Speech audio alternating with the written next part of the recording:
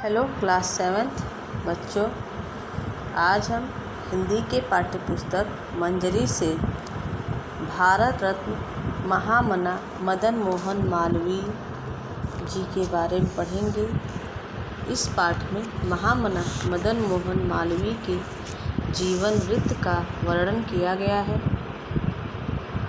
महामना मदन मोहन मालवीय का जन्म ऐसे कालखंड में हुआ था जिस समय भारत नव जागरण के साथ साथ स्वतंत्रता प्राप्ति के लिए संघर्षरत था। जिस काल में मालवीय जी का जन्म हुआ वह समय भारत में बौद्धिक और वैचारिक जागरण का था। उस समय बहुत से समाज सुधारक तथा चिंतक भारत देश को उसकी मूल राष्ट्रीय और आध्यात्मिक चेतना की ओर लौटाने के लिए प्रयासरत थे। महामना मदन मोहन मालवीय ने भारतीय स्वतंत्रता की ऐसी नींव रखी जिसके परिणाम स्वरूप 15 अगस्त 1947 को हमारा देश स्वतंत्र हुआ। महामना मदन मोहन मालवीय भारतीय स्वाधीनता संघर्ष के नायक और साक्षी थे। इनका जन्म 25 दिसंबर 1861 ईस्वी को प्रयाग में हुआ। उनके पिता पंडित ब्रजनाथ चतुर्वेदी और माता श्रीमती मोना देवी थी। इनके पिता भगवद गीता के व्याख्याकार और कथावाचक के रूप में अत्यधिक प्रसिद्ध थे। मदन मोहन को हिंदू जीवन दर्शन और संस्कार अपने पूर्वजों की सांस्कृतिक विरासत से प्राप्त हुआ था। मालवीय जी के पूर्वज 15वीं शताब्दी में मालवा प्रदेश से आकर प्रयाग में बस गए थे और स्थानवाजी मल्लई अथवा चौबे उपनाम से जाने गए। मल्लई शब्द को पंडित मदन मोहन ने मालवीय बनाया। तब से सारे मल्लई मालवीय कहे जाने लगे। महामना मालवीय ने गवर्नमेंट हाई स्कूल से शिक्षा प्राप्त करते हुए अंग्रेजी के साथ संस्कृत का गहन अध्ययन किया। आपने म्योर सेंट्रल कॉलेज से बीए की परीक्षा उत्तीर्ण की, जो कि इलाहाबाद में है। महामना मदन मोहन मालवीय जी वैदिक हिंदू धर्म और संस्कृति के सच्चे अनुयायी थे। वे तत्कालीन भारत में व्याप्त समस्याओं के समाधान का विकल्प हिंदू धर्म के पुनरुत्थान को मानते थे। उनका दृष्टिकोण था कि हिंदू धर्म के दर्शन द्वारा ही विश्व बंधुत्व भाईचारे के भाव को जागृत किया जाता है। मतलब संसार के जितने भी लोग हैं वो सभी आपस में भाई हैं। इस भाव को हिंदू धर्म के दर्शन द्वारा ही जागृत किया जा सकता है। और अपने इस दिवा स्वप्न को पूर्ण करने के लिए उन्होंने अपना संपूर्ण जीवन समाज की सेवा में समर्पित कर दिया तथा विभिन्न संगठनों के माध्यम से अपने विचारों को व्यावहारिक स्वरूप प्रदान किया। मालवीय जी ने गंगा के अविरल प्रवाह के लिए 1914 में हरिद्वार तथा 1924 में प्रयाग में सत्याग्रह किया। उनका मानना था कि गंगा हिंदुओं के धार्मिक आस्था और विश्वास का प्रतीक है, अतः उसकी धारा बिल्कुल प्राकृतिक होनी चाहिए। मालवीय जी छुआछूत, अस्पृश्यता,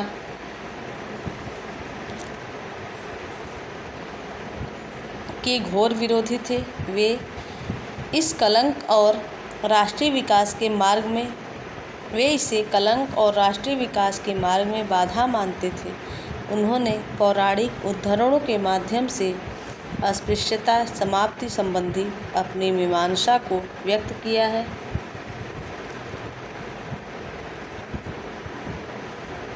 स्त्रियों के प्रति अपना दृष्टिकोण व्यक्त करते हुए उन्होंने कहा था कि मैं चाहता हूँ कि हमारे देश की सभी स्त्रियाँ अंग्रेज महिलाओं की भांति पिस्तौल और बंदूक रखें और उनको चलाना सीखें ताकि वे किसी भी आक्रमण से अपनी रक्षा कर सकें। उन्होंने जनता से अनुरोध किया कि वे उन सब सामाजिक कुरीतियों को दूर करें जो स्त्री जाति की उन्नति में बाधक है। वे बाल विवाह के घोर विरोधी थे। उन्होंने सामाजिक उन्नति के लिए स्त्री शिक्षा पर विशेष जोर दिया। पंडित मदन मोहन मालवीय ने समाज के पुनरुद्धार के लिए जिन विषयों को केंद्र में रखा उनमें गौ रक्षा भी प्रमुख विषय था। उनका मानना था कि गौ भारतीय संस्कृति का सनातन केंद्र बिंदु है। इसके लिए उन्होंने गौ रक्षा आंदोलन भी चलाए। महामना मदन मोहन मालवीय एक राजनीतिज्ञ से अधिक शिक्षा शास्त्री थे। उनका मानना था कि हमारी सारी समस्याओं की जड़ अशिक्षा है। वे शिक्षा को पुरातन एवं नवीनतम मूल्यों के बीच एक सेतु के रूप में देखते थे। इन्हीं धारणाओं को ध्यान में रखकर मालवीय जी ने काशी हिंदू विश्वविद्यालय की स्थापना की। मालवीय जी का सपना था कि सभी स्तर पर शिक्षा का ऐसा प्रबंध हो कि कोई भी बच्चा गरीबी के कारण शिक्षा से वंचित न रह पाए। काशी हिंदू विश्वविद्यालय की स्थापना फरवरी माह 1916 ईस्वी में बसंत पंचमी के दिन हुई। निसंदेह मालवीय जी की यह सबसे बड़ी कृति है। मालवीय जी को कोई राजा महाराजा नहीं थे, संतोष ही उनका परम धन था। फिर भी अपने स्वप्न को पूरा करने के लिए झोला उठा लिया। सर्वप्रथम अपने पिता से 50 रुपये का दान पाकर उन्होंने फकीरी धारण की और जीवन पर्यंत फकीर ही रहे। उन्होंने लोगों से भिक्षा मांगकर तथा राजे महाराजों को कल्याण के लिए प्रेरित कर धन इकट्ठा किया। हिंदू और मुसलमान समान रूप से इस महायज्ञ में भाग ले रहे थे। इस प्रकार अपने साहस, उत्साह, लगन और तपस्या के द्वारा मालवीय जी ने अपनी कल्पना को मूर्त रूप दिया। वे काशी हिंदू विश्वविद्यालय को ऐसा केंद्र बनाना चाहते थे जिससे राष्ट्र की आध्यात्मिक एवं भौतिक शक्ति के विकास में योगदान तो मिले, साथ ही विश्व में शांति एवं बंधुत्व की गाथा का भी प्रचार प्रसार होता रहे। महामना मालवीय बहुमुखी प्रतिभा के धनी थे। उन्होंने भारतीय राजनीति, शिक्षा, साहित्य एवं पत्रकारिता में अपनी अमिट छाप छोड़ी। काशी हिंदू विश्वविद्यालय के अलावा उन्होंने अनेक छोटी छोटी संस्थाओं को खड़ा किया। राष्ट्र निर्माण में इन संस्थाओं की भूमिका मील का पत्थर है। इन संस्थाओं में हिंदू छात्रावास, हिंदी साहित्य सम्मेलन, भारती भवन, पुस्तकालय का स्थान महत्वपूर्ण है। महामना मदन मोहन मालवीय ने अध्ययन, अध्यापन के साथ साथ कई समाचार पत्रों का संपादन किया तथा तत्कालीन ब्रिटिश शासन की नीतियों का प्रबल विरोध किया। मालवीय जी का निधन 12 नवंबर 1946 ईस्वी में हुआ। विलक्षण प्रतिभा के धनी राष्ट्र नायक मालवीय जी के महान कार्यों के प्रति कृतज्ञता प्रकट करते हुए भारत सरकार द्वारा 30 मार्च 2015 ईस्वी को इन्हें देश का सर्वोच्च सम्मान भारत रत्न प्रदान किया गया।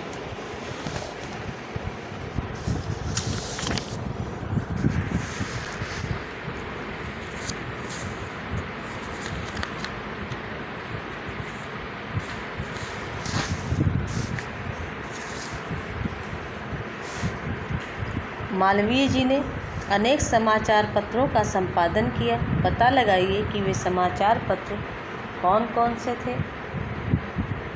महामना मदन मोहन मालवीय ने हिंदुस्तान, अभ्युदय, लीडर, भारत, मर्यादा, हिंदुस्तान टाइम्स, इंडियन ओपिनियन तथा सनातन धर्म नामक समाचार पत्रों का संपादन किया।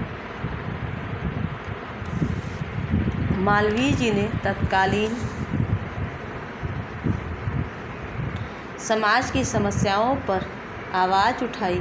आपके विचार से तत्कालीन समाज में क्या क्या समस्याएं रही होंगी जिन पर उन्होंने आवाज़ उठाई?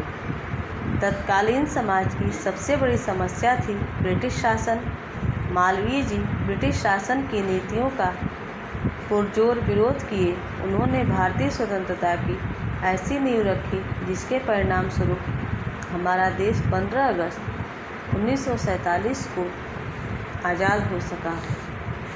तत्कालीन समाज में और भी कई समस्याएं व्याप्त थीं, जैसे छुआछूत, अस्पृश्यता, स्त्रियों की दुर्बल स्थिति, अशिक्षा, बाल विवाह आदि। उन्होंने पौराणिक उद्धरणों द्वारा अस्पृश्यता को कलंक और राष्ट्रीय विकास के मार्ग में बाधक बताया। वे स्त्रियों को सबल बनाना चाहते थे। उन्होंने जनता से अनुरोध किया कि वे उन सब सामाजिक कुरीतियों को मिटा दें जो स्त्री जाति की उन्नति में बाधक है। बाल विवाह के विरोधी थे और स्त्री शिक्षा के समर्थक थे। तत्कालीन समाज अशिक्षा के दौर से गुजर रहा था। उन्होंने इस दिशा में काशी हिंदू विश्वविद्यालय की स्थापना की। उन्होंने विघटित हो रहे हिंदू धर्म के उत्थान और पुनरुद्धार के लिए भी अनेक कार्य किए। भारतीय संस्कृति में गाय को माता कहा गया है। इस संबंध में अपने विचार व्यक्त कीजिए।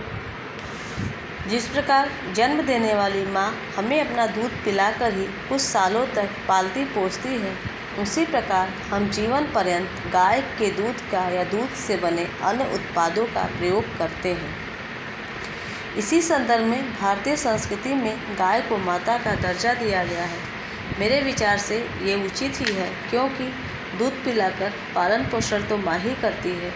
इस कारण गाय हमारी सही मायने में माता है, जिसका दूध शुद्ध, मीठा, स्वास्थ्यवर्धक, पौष्टिक और अनेक रोगों को मिटाने वाला होता है।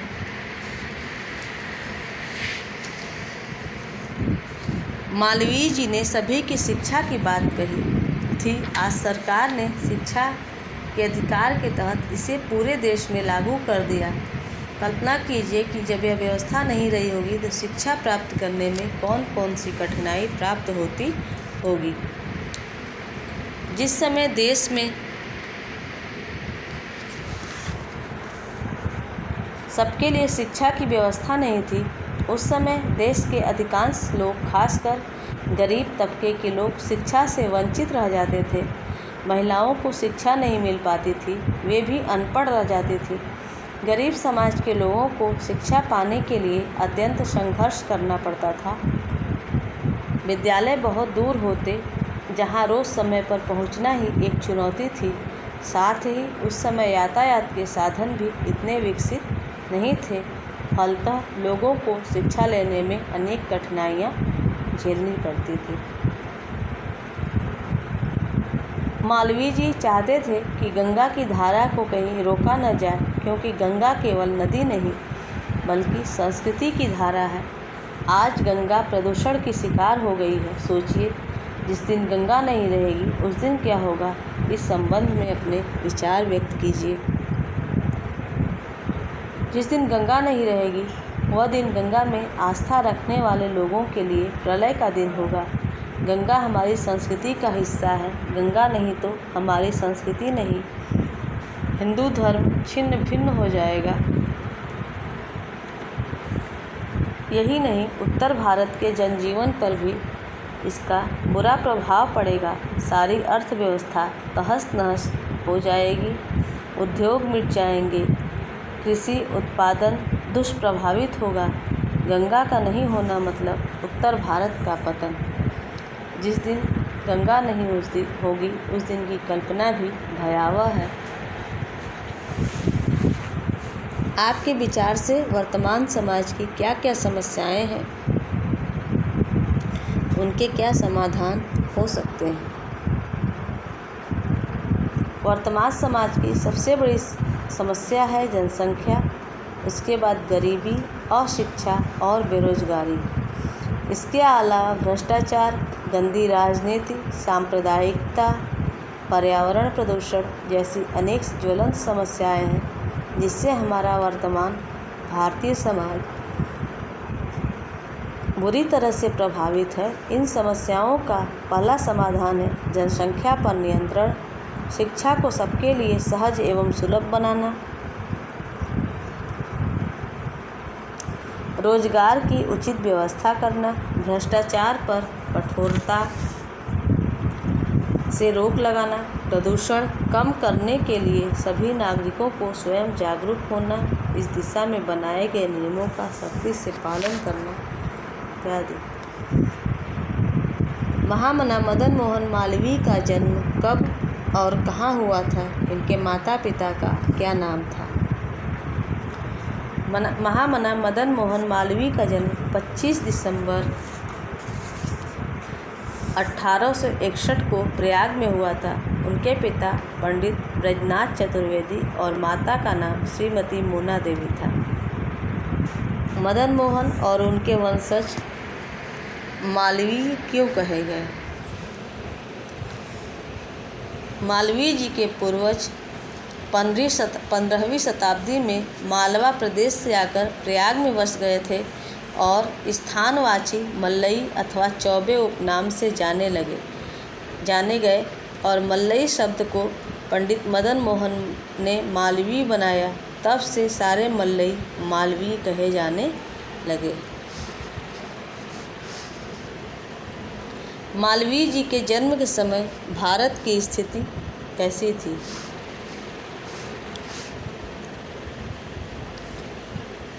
महामना मदन मोहन मालवीय जी का जन्म ऐसे कालखंड में हुआ था जिस समय भारत नवजागरण के साथ साथ स्वतंत्रता प्राप्ति के लिए संघर्षरत था। जिस काल में मालवीय जी का जन्म हुआ वह समय भारत में बौद्धिक और वैचारिक जागरण का था। उस समय बहुत से समाज सुधारक तथा चिंतक भारत देश को उसकी मूल राष्ट्रीय और आध्यात्मिक चेतना की ओर लौटाने के लिए प्रयासरत थे। महामना ने तत्कालीन भारत में समस्याओं के समाधान का विकल्प इसे माना है। महामना ने तत्कालीन भारत में समस्याओं के समाधान का विकल्प हिंदू धर्म के पुनरुत्थान को माना है, क्योंकि हिंदू धर्म सनातन धर्म है और मालवीय जी इस धर्म और संस्कृति के सच्चे अनुयायी थे।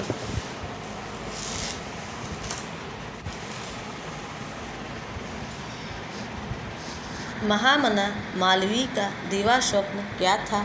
महामना मालवीय जी का दिवा स्वप्न था हिंदू धर्म के दर्शन द्वारा विश्व बंधुत्व के भाव को जागृत करना।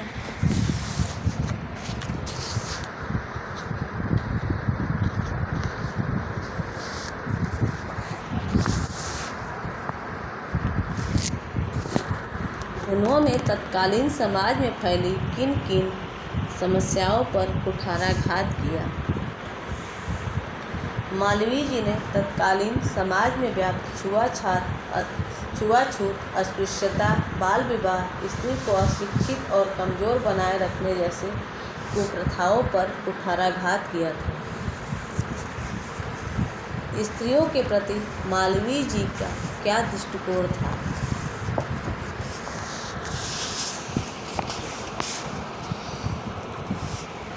स्त्रियों के प्रति अपना दृष्टिकोण व्यक्त करते हुए उन्होंने कहा था कि मैं चाहता हूं कि हमारे देश की सभी स्त्रियां अंग्रेज महिलाओं की भांति पिस्तौल और बंदूकें रखें और उनको चलाना सीखें ताकि वे किसी भी आक्रमण से अपनी रक्षा कर सकें।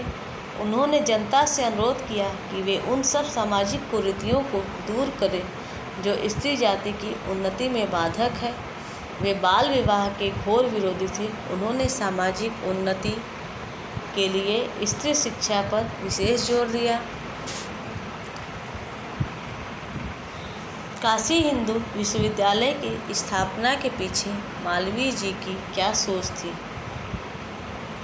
महामना मदन मोहन मालवीय एक राजनीतिज्ञ से अधिक शिक्षा शास्त्री थे। उनका मानना था कि हमारी सारी समस्याओं की जड़ अशिक्षा है। वे शिक्षा को पुरातन एवं नवीनतम मूल्यों के बीच एक सेतु के रूप में देखते थे। इन्हीं धारणाओं को ध्यान में रखकर मालवीय जी ने काशी हिंदू विश्वविद्यालय की स्थापना की। मालवीय जी का सपना था कि सभी स्तर पर शिक्षा का ऐसा प्रबंध हो, कोई भी बच्चा गरीबी के कारण शिक्षा से वंचित न रह सके।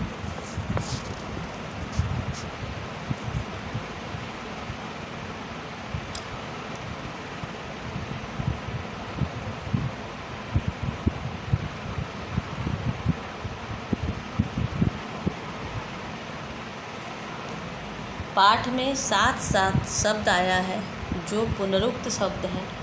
इसी प्रकार दिए गए पुनरुक्त शब्दों का अपने वाक्यों में प्रयोग कीजिए। अपना अपना, धीरे धीरे, छोटे छोटे, हंसते हंसते, पानी पानी। अपना अपना, तुम सबको अपना अपना कार्य स्वयं करना चाहिए। धीरे धीरे, धीरे धीरे उन्हें अपने मकसद में कामयाबी मिल ही गई। छोटे छोटे, इन छोटे छोटे कामों में सफलता पाकर ही तुम आगे बढ़ पाओगे। हंसते हंसते, छोटे बच्चे के मुंह से इस तरह की बात को सुनकर सब हंसते हंसते लोटपोट हो गए। पानी पानी। चोरी करते हुए पकड़े जाने पर वह पानी पानी हो गया।